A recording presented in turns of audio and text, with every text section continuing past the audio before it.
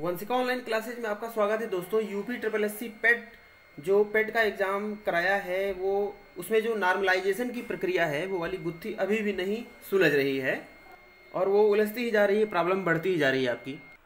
Normalisation की प्रक्रिया किस प्रकार लागू होगी, चूँकि दोनों ही शिफ्ट के जो बच्चे हैं वो ये बता रहे हैं कि पहली शिफ्ट वाले बोल रहे हैं कि हमारा जो प्रश्न है वो इजी था, दूसरा बोल रहे हैं हमारा कठिन था। ठीक है, तो यहाँ पे दोनों में थोड़ा सा प्रॉब्लम बनी हुई है। सॉरी, हाँ, तो दूसरी शिफ्ट वाले कह रहे हैं कि हमारा जो कठिन था और पहली शिफ्ट वाले जो कह रहे हैं कि हमारा कठिन था।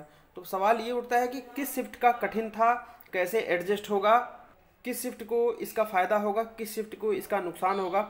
हम यहाँ पर आगे चीज़ें को ध्यान से समझेंगे। पूरा वीडियो देखिएगा, इसमें हम देखेंगे क्या कठिन होगा, क्या आसान होगा। ठीक है, तो पेपर के लेवल को भी हम देखेंगे। आप भी अपनी सलाह दें कि पेपर जो है किस शिफ्ट का कठिन था, कौन सा जो है आसान था। ठीक है, फर्स्ट शिफ्ट का देखिए, मुझे तो नहीं लग रहा कि किसी भी शिफ्ट का कठिन था या आसान था, दोनों का लेवल बराबर ही था। बाकी आपकी सलाह अलग है। हो सकता है कि अंक बढ़ भी जाएं किसी शिफ्ट के और किसी के अंक घट भी जाएं, तो यहाँ हम इन चीज़ों को देखेंगे। तो इन चीज़ों को समझने के लिए नॉर्मलाइजेशन का पूरा खेल हमें समझना होगा। तो ये सारी चीज़ें चलती ही रहेंगी, लेकिन हमें अपनी तैयारी को बरकरार रखना है। ठीक है, म्यान जो है अपनी तलवार जो है, तलवार को तैयार रखना है। ये नहीं कि शत्रु जो है हमारे सामने आकर खड़ा हो जाए तब हम तलवार निकालें। ठीक है, तो तैयारी जो है परीक्षा से पहले तैयारी आपको करनी होगी। और इस बार जो है आपको मौका बहुत अच्छा मिला है, पूरा जोर लगा दें। ठीक है, बार बार मौके नहीं मिलते हैं। ठीक है, अवसर बार बार आपका दरवाज़ा नहीं खटखटाता है, तो पूरी मेहनत के साथ लग जाएं। अपनी मेहनत से आप लगे रहिए। ठीक है, आपको चूकना नहीं है, बाकी ईश्वर के हाथ में है। हम बात करते हैं नॉर्मलाइजेशन की। पहले आपको समझना होगा कि नॉर्मलाइजेशन है क्या। नॉर्मलाइजेशन को हिंदी में सामान्यीकरण कहते हैं। ठीक है, तो लेवल को यहाँ पर समान किया जाता है। ठीक है, अधिक वाले को कम किया जाता है। ठीक है, और कम वाले को जो है अधिक किया जाता है। लेवल जो है दोनों को बराबर किया जाता है। और ये स्थिति इसलिए आई क्योंकि एक से ज़्यादा शिफ्ट हो गए तो उसमें ये कंडीशन उत्पन्न हो गई।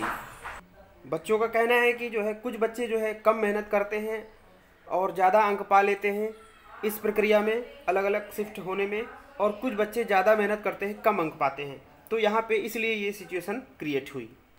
और UP triple S C PET विभाग ने ये पहले भी कह रखा था कि हम इसको करेंगे।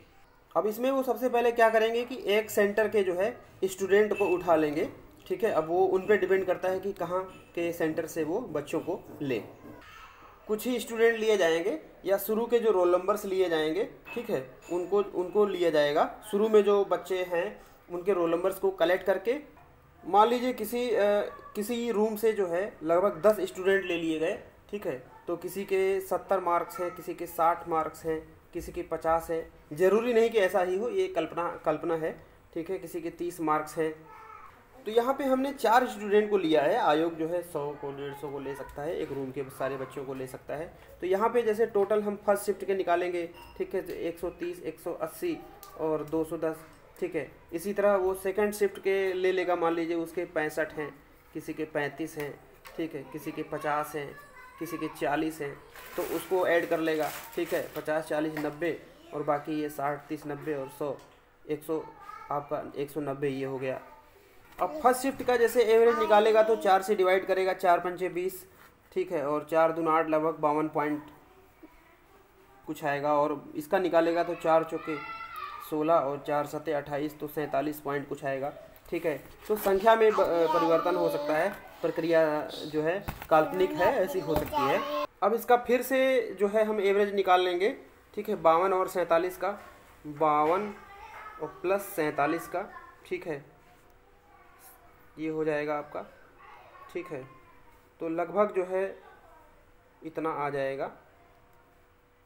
ठीक है, तो अब ये जो आपका ये एवरेज आया है, दोनों का मिला के जो एवरेज, तो यहीं से जो है बैलेंस बनता है, यहीं से आपका संतुलन बनता है। तो यहाँ आप पहली शिफ्ट का एवरेज देख रहे थे 52, तो वो अंक घट सकते हैं, ये इतने हो सकते हैं। ठीक है, अब चूंकि इत्तेफाक है कि यहाँ भी जो है घट ही रहा है, तो हो सकता है ये यहाँ पे जो इसका एवरेज उनके उसमें जो है ज़्यादा आए, तो यहाँ से जो है अंक कम भी हो सकता है, यहाँ से जो है एवरेज के हिसाब से बढ़ भी सकता है। तो ये एक काल्पनिक प्रक्रिया थी, ठीक है। और आपके दिमाग में एक प्रश्न बार बार उठ रहा होगा, तो ये तो अंकों की बात हो गई, लेकिन कुछ स्टूडेंट ने 80 किए हैं, कुछ स्टूडेंट ने 70 किए हैं, किसी ने 50 किए हैं। तो ये मान के चलिए कि आपको क्वेश्चन पर ही मार्क मिलेगा। तो अगर मान लीजिए आपके 10 जो है 10 यहाँ अंतर निकल के आता है, मान लीजिए 100 स्टूडेंट हैं, ठीक है। तो यहाँ 0.1 जो है 0.10 या 0.1 का जो डिफरेंस आ रहा है, ठीक है। और अगर मान लीजिए आपने 70 अंक पाए हैं तो 0.1 जो है वही 7 का जो है जो वृद्धि हो सकती है या कमी हो सकती है।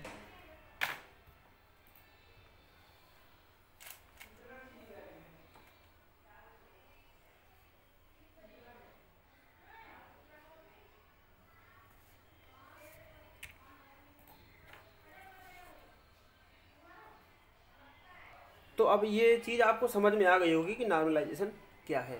अब सवाल ये उठता है कि फर्स्ट शिफ्ट और सेकंड शिफ्ट में कौन सा डिफ़िकल्ट था, कौन सा इजी था।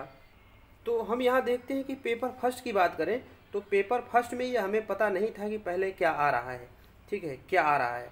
तो उसकी वजह से अगर पेपर देखें, लेकिन सेकंड में देने से पहले पेपर फर्स्ट से थोड़ा आइडिया लग गया कि क्या आ रहा है, तो थोड़ा इसका लेवल बढ़ गया, ठीक है। कुछ लोग कह रहे हैं कि सेकंड का कुछ जो है लेवल हाई था, लेकिन ऐसा नहीं है, मेरे हिसाब से बराबर ही था। अब यहाँ पर दोनों ही पेपर अपने में जो है डिफ़िकल्ट माने जाएंगे, दोनों ही जो है कठिन माने जाएंगे, ठीक है, समय को देखते हुए, ठीक है। लेकिन फिर भी कुछ प्रश्नों का अंतर आएगा, ठीक है, कुछ प्रश्न इजी होंगे, कुछ कठिन होंगे। तो मेरा ये मानना है कि 4-5 अंकों का जो है इधर उधर हेरफेर हो सकता है, किसी को नुकसान हो सकता है, किसी को फ़ायदा हो सकता है। तो किसी भी शिफ्ट को जो है इसका फ़ायदा मिल सकता है, क्योंकि पहले में पैटर्न का पता नहीं था और दूसरे में पैटर्न का पता चल गया है। तो दोस्तों आपको पता चल गया होगा नॉर्मलाइजेशन क्या है। मिलते हैं अगले वीडियो में, तब तक के लिए धन्यवाद।